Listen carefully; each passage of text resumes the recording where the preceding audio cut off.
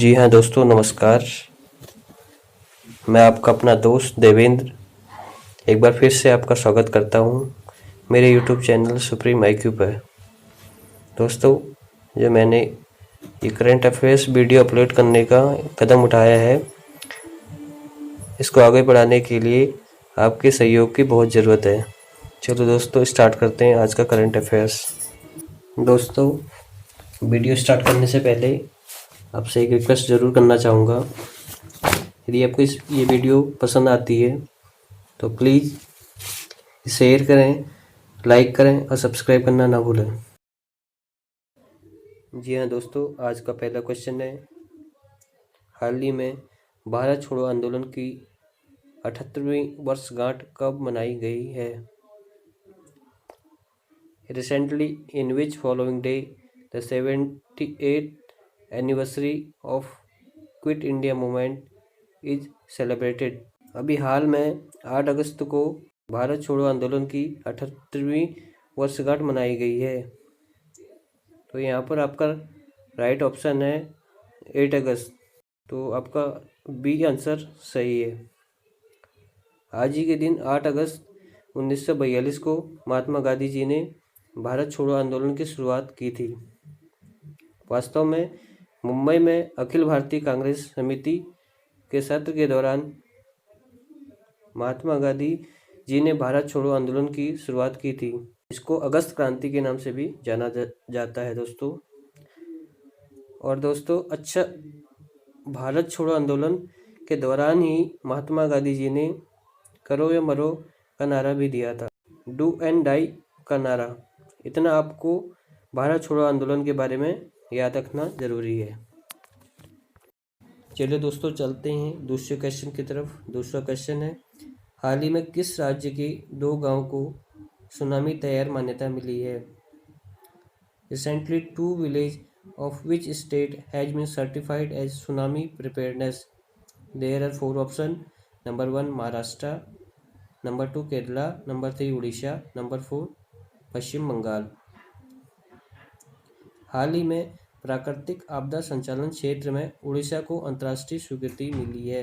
UNESCO के inter government oceanography commission ने उड़ीसा के जगतसिंहपुर जिले के नोलियासाई गांव एवं गंजाम जिले के वेंकटरायपुर गांव को देश में पहली बार सुनामी के लिए तैयार यानी कि सुनामी रेडी विलेज के तौर पर मान्यता दी है।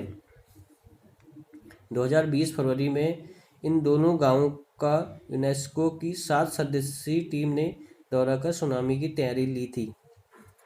बोर्ड की तरफ से भेजे इस प्रस्ताव को यूनेस्को ने स्वीकृति प्रदान की है और यह गौरव पाने वाला उड़ीसा देश का पहला राज्य बना है। बात करते हैं इस क्वेश्चन से रिलेटेड फैक्ट की। यहाँ पर बात करेंगे हम यूनेस्को और उड़ीसा के स्टैटिस्टिक्स फैक्ट पर। पहले बात करते हैं उड़ीसा के स्टैटिस्टिक्स फैक्ट पर। उड़ीसा का फॉर्मेशन हुआ था 01 अप्रैल 1936 को और इसकी राजधानी है भुवनेश्वर। और यहाँ पर 30 ज़िले हैं। यहाँ के चीफ मिनिस्टर अभी हैं नवीन पटनायक और यहाँ पर गवर्नर जो हैं वो हैं गणेशी लाल जी। यदि बात करें यूनेस्को की तो यूनेस्को का फुल फॉर्म है united nations educational scientific and cultural organisation. और दोस्तों, यदि यूनेस्को के फॉर्मेशन की बात करते हैं तो इसका फॉर्मेशन हुआ था 16 नवंबर 1945 में और इसका हेडक्वार्टर है भी पेरिस में जो कि फ्रांस में है। और उड़ीसा जो कि लोकेटेड है east coast of India facing to Bay of Bengal. जी हाँ दोस्तों, यदि बात करें उड़ीसा के करंट की तो हाल ही में उड़ीसा में मो जीवन पहल और मो प्रतिभा पहल की शुरुआत हुई है। उड़ीसा के मुख्यमंत्री को पेटा ने हीरो टू एनिमल अवार्ड से सम्मानित किया है। दोस्तों, पेटा क्या है? पेटा एक संस्था है जो जानवरों के हितों के लिए काम करती है। दोस्तों, सतकोशिया टाइगर रिजर्व उड़ीसा में ही है। इसके साथ सिमलीपाल नेशनल पार्क भी उड़ीसा में ही है। गहिरमठ वाइल्ड लाइफ सेंचुरी भी उड़ीसा में है और चिल्का लेक भी उड़ीसा में ही है। चलिए दोस्तों, देखते हैं हम नेक्स्ट क्वेश्चन। नेक्स्ट क्वेश्चन है, recently in which country will India participate the Kavkaz 2020 military practice. हाल ही में भारत किस देश में होने वाले कवाकच 2020 अभ्यास में हिस्सा लेगा? There are 4 options. Number 1 Russia, number 2 USA, number 3 China, number 4 Japan. तो दोस्तों इसका राइट आंसर है रशिया। तो राइट ऑप्शन ए सही है। फ्रेंड्स, कवाकच एक मिलिट्री एक्सरसाइज है जो आयोजित की जाएगी रशिया में। रशिया में भी कहाँ? रशिया के अस्त्राखान में, जहाँ पर भारत पार्टिसिपेट करने वाला है। और देखिए, एक बहुपक्षीय सैन्य अभ्यास है। It is a multilateral military exercise जिसमें भारत के अलावा चाइना, ईरान, पाकिस्तान और भी कंट्री हैं जो कि पार्टिसिपेट करेंगी। देखिए, यदि आपसे पूछा जाए यदि ऐसा कौन से 2 देश हैं जिसकी सीमा यूरोप से भी लगती है और एशिया से भी, एक तो है रशिया और दूसरा है टर्की। और अब बात करते हैं कुछ रशिया के कुछ स्टैटिक फैक्ट पर। दोस्तों, रशिया का फॉर्मेशन हुआ था 25 दिसंबर 1991 में, और यहाँ पर प्रेसिडेंट हैं व्लादिमीर पुतिन, और यहाँ के प्राइम मिनिस्टर हैं मिखेल मिशुस्टिन। और Russia touches border with 14 country and Russia touches ocean with 3 oceans. और यदि देखिए, यदि आप इसे करंट से रिलेट करेंगे तो हाल ही में विश्व का पहला तैरता हुआ परमाणु रिएक्टर जो लॉन्च किया गया है वो रशिया के ही द्वारा लॉन्च किया गया है, और इस परमाणु रिएक्टर का नाम है एकेडमिक लोमोनोव। जी हाँ दोस्तों, अब चलते हैं नेक्स्ट क्वेश्चन की तरफ। नेक्स्ट क्वेश्चन है, हाल ही में किस राज्य सरकार ने किसानों के लिए कृषि इंडिया ऐप लॉन्च की है? Recently which state government has been launched Krishi India app for farmers? देखिए दोस्तों, फार्मर्स जो कि एक बहुत महत्वपूर्ण कड़ी है देश के लिए। तो दोस्तों यहाँ पर दिए गए हैं 4 ऑप्शन। पहला ऑप्शन है तमिलनाडु, दूसरा ऑप्शन है आंध्र प्रदेश, तीसरा ऑप्शन है कर्नाटका, चौथा ऑप्शन है नॉन ऑफ द एबव, इनमें से कोई नहीं।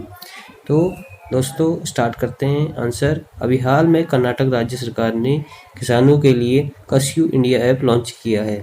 अब कर्नाटक पर बात करते हैं तो कर्नाटक की राजधानी है बेंगलुरु, और यहाँ के मुख्यमंत्री हैं BS येदियुरप्पा, और यहाँ पर गवर्नर हैं वजुभाई वाला।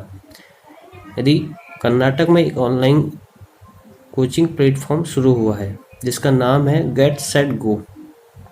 कर्नाटक में ही एफ्त मित्रा ऐप और मेक संदेश ऐप लॉन्च हुआ है, और इसके अलावा कर्नाटका में कोरोना वॉच ऐप भी लॉन्च किया गया है।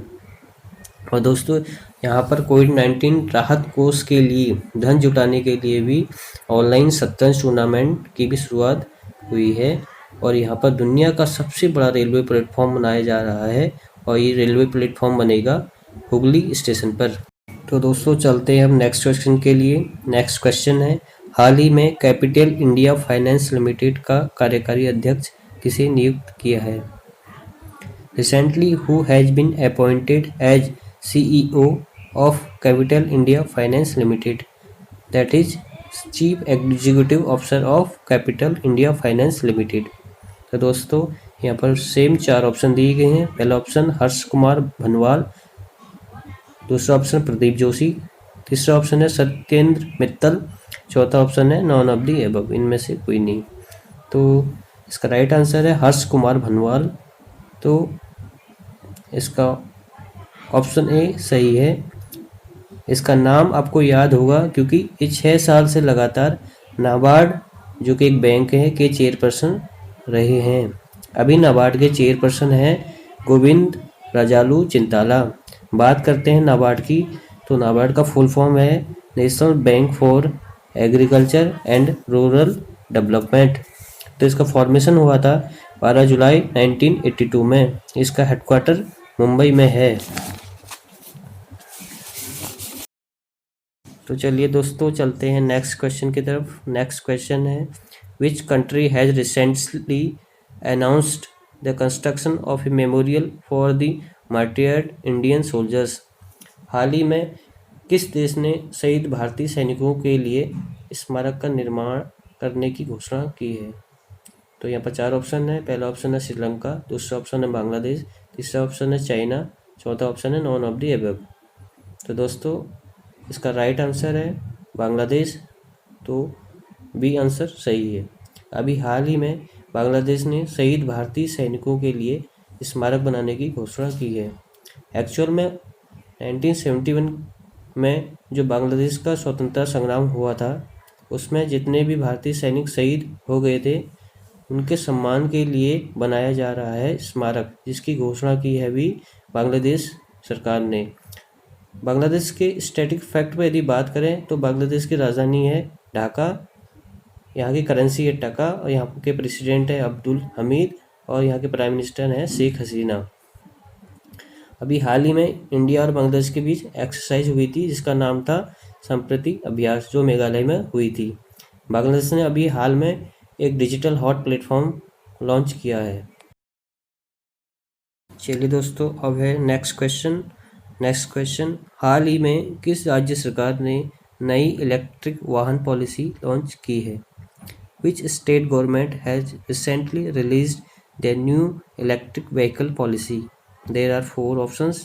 First option is Punjab, second option Delhi, third option Haryana, fourth option none of the above. इनमें से कोई नहीं।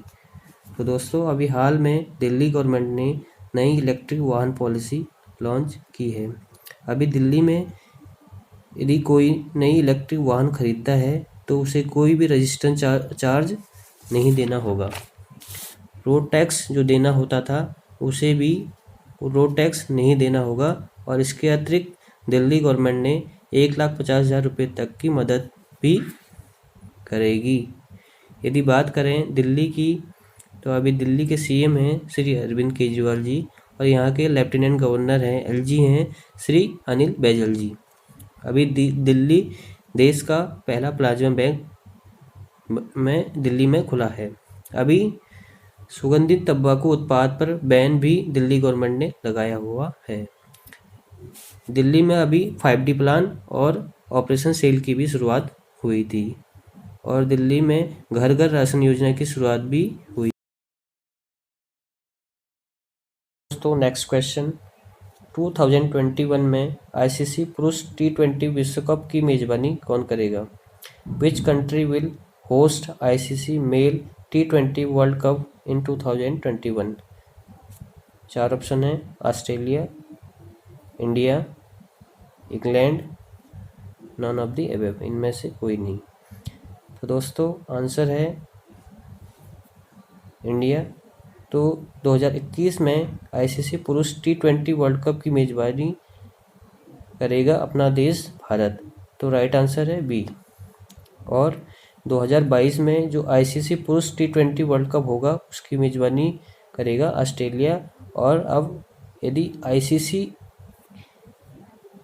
पर बात करें तो आईसीसी से ये इम्पोर्टेंट है कि इसका फॉर्मेशन कब हुआ था। इसका फॉर्मेशन हुआ था 1909 में, और इसकी फुल फॉर्म है इंटरनेशनल क्रिकेट काउंसिल, और इसका हेडक्वार्टर है दुबई में, और इसके प्रेसिडेंट जो हैं उनका नाम है इमरान ख्वाजा, और जिसके सीईओ हैं वो हैं अभी मनु साहनी।